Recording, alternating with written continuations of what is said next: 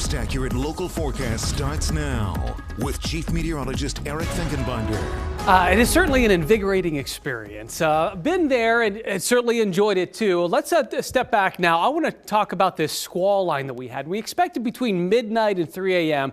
Well, we're able to go back in time. This is Hummelstown, and watch how it was only about a 5-minute, I don't want to call it blizzard, but it was wind, heavy snow, and it quickly produced about a ½ inch in spots. Even though we've been staying below freezing all day for the first day of 2026, we were able to remove that snow because of that sunshine. So we had plenty of sunshine to kind of help us along and remove a good bit of that snow. Also blew around a little bit too. So we're into the 20s, lower 20s. It is certainly cold. It has been cold. You know, we can even say as far back as November. We start looking into, around Thanksgiving time, it was a little bit chilly. Ever since throughout the holidays, this was actually a cold end of 2025 for us. And starting off the new year, we are chilly. I mean, we're going to be seeing temperatures kind of maintaining.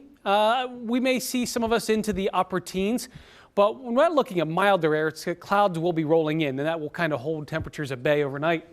And tomorrow, we're not warming up that much. We'll be right near freezing. And you're probably thinking, boy, I'm done with winter already. Well, winter is not going to be cold the entire time. Matter of fact, we're looking at a bit of a thaw here moving into Farm Show week. We'll talk about that in just a second.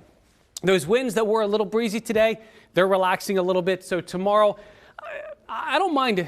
Let's at least get rid of the wind. I don't want the wind and the cold. If we can just have one or the other, that'd be a little bit better. And we're going to get rid of the wind for a change too. But this is the overall flow. So there's no real big systems. There's a trough swinging through that just may lead to a few flurries. Nothing that's going to provide any sort of accumulation overnight. You can see the overall northwest flow continues. So we are cold across the mid-Atlantic and the Northeast and the Great Lakes. But as I've always been pointing out, it's not cold everywhere. And Denver has been in the 60s and 70s for a lot of December, and that's happening again for them. This is what we're seeing. So there's our northwest flow.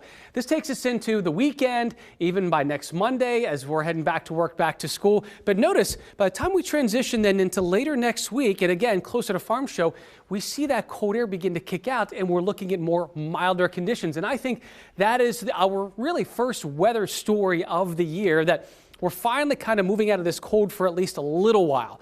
I don't think it's going to be permanent, but, having to worry about snow or sleet or rain or any of that, or, those winds of 50 miles an hour when it feels like it's, 10 below. We're going to be in the 40s starting next Tuesday, and I think we will be for probably at least a 7-day stretch. All right, so some non-farm show weather, as a lot of people call it. There you go. Everyone thinks farm show snow. It might not happen this time around.